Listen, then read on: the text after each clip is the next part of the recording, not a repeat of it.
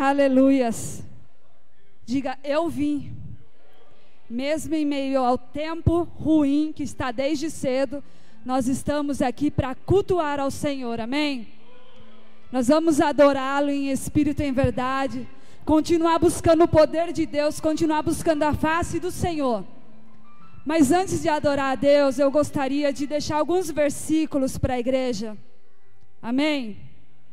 E eu gostaria que você ouvisse muito bem esses versículos, porque faz dias que o Espírito Santo ele tem ministrado a mesma mensagem no meu coração. Mas se faz dias que o Espírito Santo tem ministrado o mesmo assunto no meu coração, isso significa que não é só para mim que ele está falando. Se ele repetiu mais de uma vez para mim, eu creio que é porque ele quer que eu compartilhe com os meus irmãos, amém? Porque nós fomos chamados para compartilhar o reino de Deus.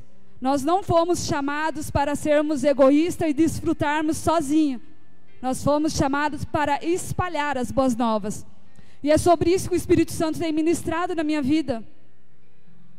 Porque quantos aqui já têm ouvido falar no avivamento, no grande avivamento do país? Ou no grande avivamento que o planeta está prometido? Quantos aqui eu tenho ouvido bastante?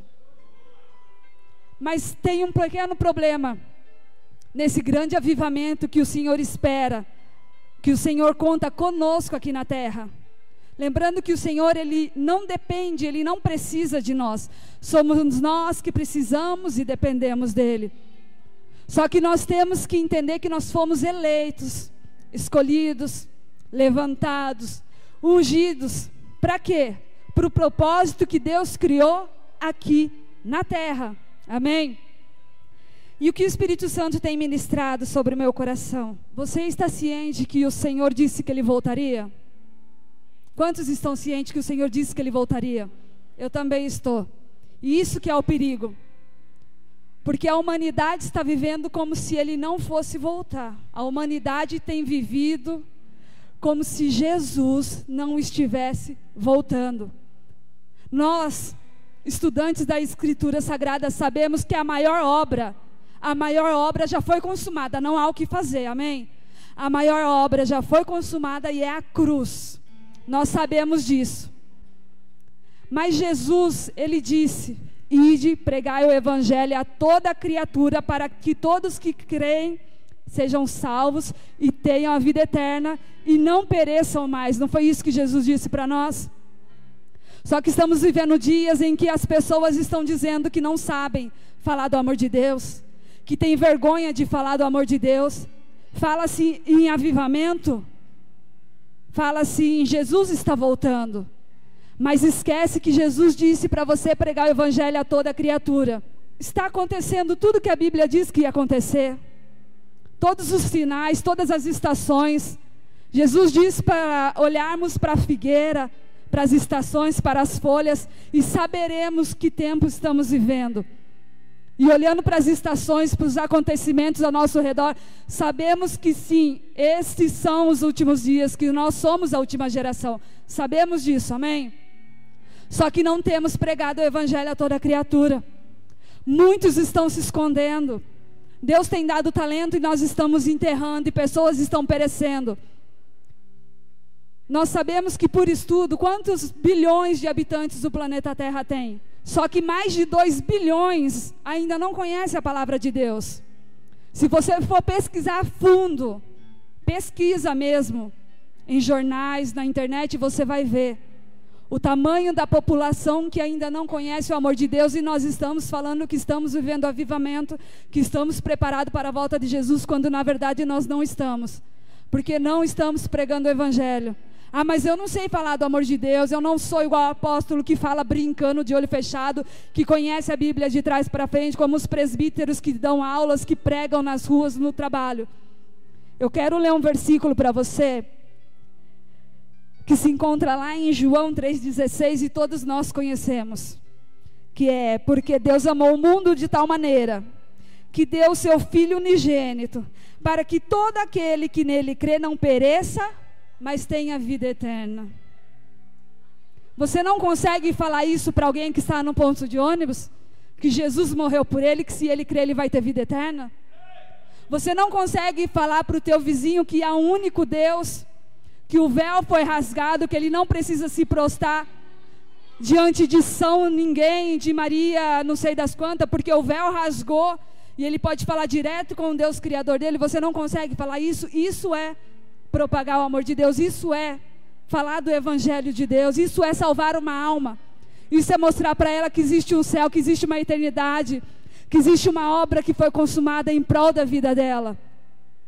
Então acabou o tempo de você dizer que você é pequeno, que você é criança, que você é menino, que você não consegue.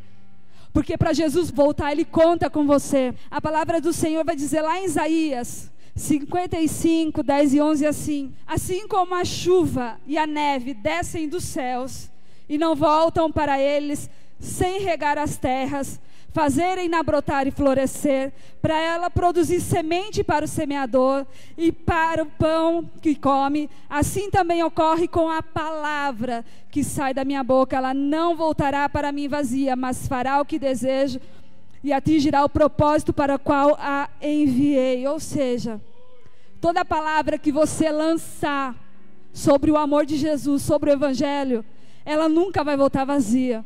Aos seus olhos carnais pode parecer que a pessoa não entendeu, não ouviu, não deu bola, mas por dentro ela vai ficar martelando, ela vai querer pesquisar se é verdade, ela vai querer saber se é aquilo mesmo que você está falando.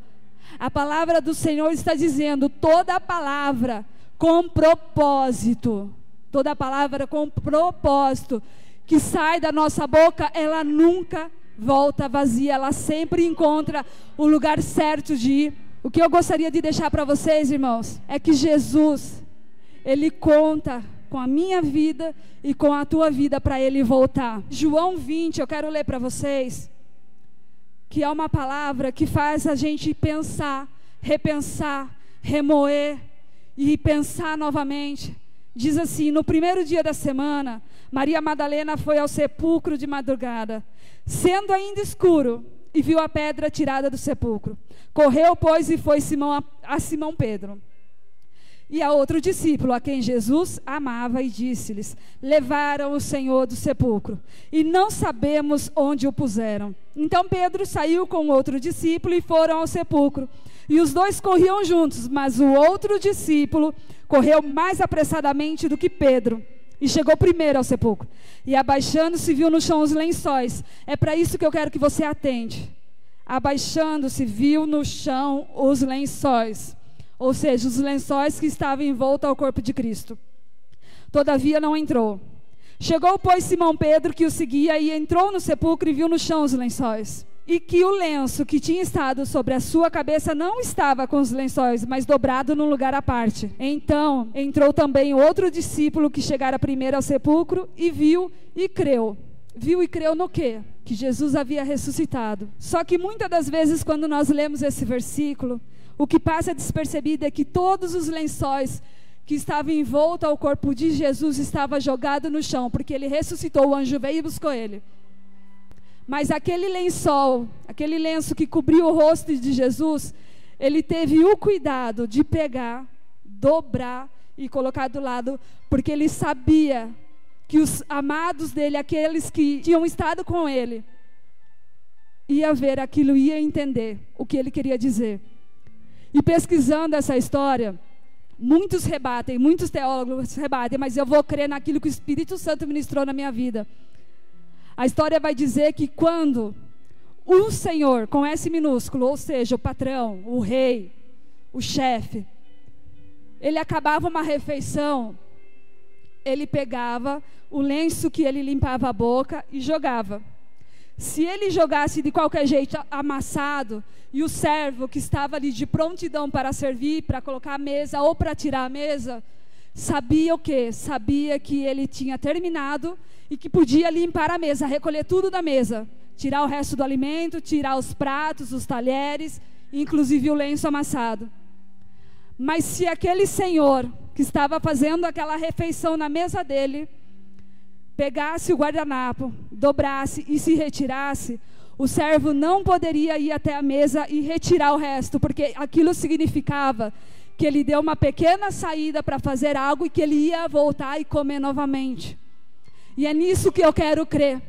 Quando o Senhor Jesus, Ele deixa aquele lenço que cobria o rosto dele dobrado, o que Ele queria dizer para os discípulos e para nós? Está consumado na cruz, mas ainda não acabou aqui na terra. O que Jesus queria deixar para nós? Que Ele voltaria. Ele se levantou da mesa para fazer algo. E esse algo foi o quê? Preparar a morada para mim e para você nas mansões celestiais. Mas Ele voltaria. Foi por isso que Ele dobrou o lenço. Se Ele tivesse jogado o lenço, significaria que Ele não ia voltar, que teria tudo acabado. Mas Ele deixou aquele lenço dobrado, porque existia uma tradição dizendo que Ele saiu daquele lugar, mas Ele voltaria para terminar o propósito a qual Ele começou. E é nisso que eu quero crer, é isso que eu quero que vocês guardem no coração de vocês. Jesus, Ele fez a maior obra por nós, que foi na cruz. Jesus pediu para mim e para você e a toda criatura pregar o amor dEle, pregar o evangelho para que Ele voltasse. E não há desculpa para você dizer que você não sabe, porque se você sabe ler e se você fala, você vai conseguir sim falar do amor dEle, porque realmente Ele está voltando. O profeta Isaías vai dizer que quando nós proferimos palavras com propósito, ela nunca vai voltar vazia. Então tudo que você disser de Jesus é uma semente lançada, sim. E por último, Ele deixou o lenço dobrado, Ele preparou a mesa, Ele ceiou, Ele se levantou e Ele vai voltar. E quando Ele voltar, Ele quer encontrar a noiva dEle preparada, Ele quer encontrar a igreja dEle preparada, Ele quer encontrar o propósito dEle, a qual Ele deixou aqui na terra, cumprido pela minha vida e pela tua vida.